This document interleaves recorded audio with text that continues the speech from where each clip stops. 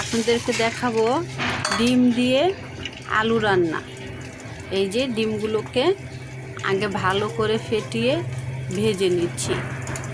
ডিমটা যখন এক সাইড ভাজা হবে তখন ডিমটাকে একটু একটা শেপ দেওয়ার চেষ্টা করব।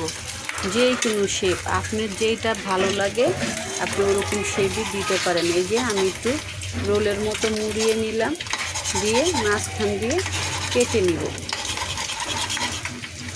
ডিমটা আমার সুন্দর করে ভাজা হয়ে গেলে তারপর কড়াইতে দিয়ে দেব পেঁয়াজ, রসুন।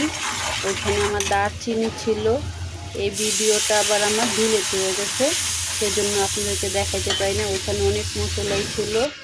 তারপরে পেঁয়াজটা লাল হয়ে আসলে এখানে দিয়ে দিব পরিমাণ মতো হলুদ, মরিচ, লবণ। দেখেন আমার তরকারিটা কত সুন্দর কষানো হয়ে গিয়েছে আর ঘনত্বটাও কত বেড়ে গিয়েছে। তারপরে আলু ছোট ছোট পিস করে কেটে নিয়েছি। দেখা যায় কি সবসময় এক সাইজে একরকম আলু বাচ্চাদের পছন্দ হয় না।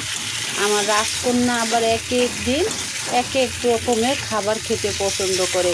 সেই একই খাবার, সেই ডিম, মাছ, মাংস একই খাবার, কিন্তু একটু যদি আপনারা একটু এদিক সেদিক করে রান্না করেন দেখতে সুন্দর লাগবে, বাচ্চারাও খুব মজা করে খাবে।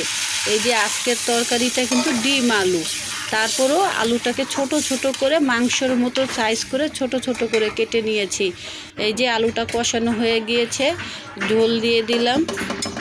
যে আমার তরকারিটা হয়ে যাবে তখন এই যে ডিমগুলো ভেজে রেখেছিলাম এগুলো এখন দিয়ে বিছিয়ে দিব। এই তরকারিটা কিন্তু একটু ঝোল ঝোল যখন হবে তখনই নামিয়ে ফেলবেন। ঠান্ডা হলে কিন্তু ঝোল একটা অনেকটাই শুকিয়ে যায়।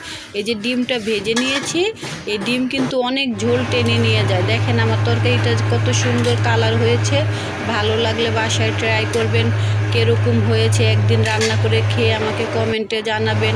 আর যাদের আমার মতো রাজকন্যা রাজকুমার আছে, ওরা যেরকম পছন্দ করে এক এক দিন এক